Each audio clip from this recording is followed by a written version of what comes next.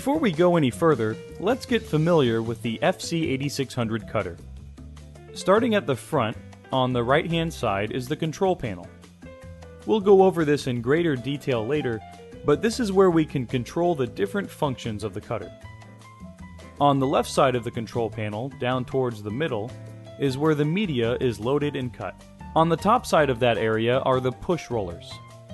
On every cutter you'll have two outside push rollers, and except for the FC-8660 and the FC-8675, there will be one or more push rollers in the middle.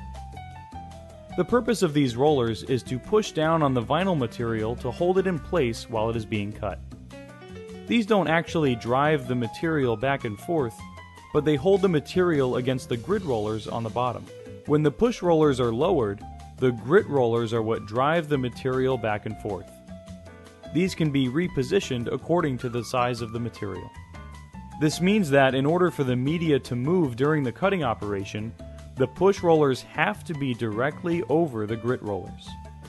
We'll be covering the push rollers in detail in the lesson on the cutter operation.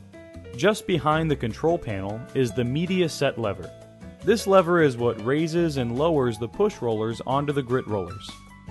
When the lever is pushed back, this raises the push rollers. It is only in this position that the media can be loaded.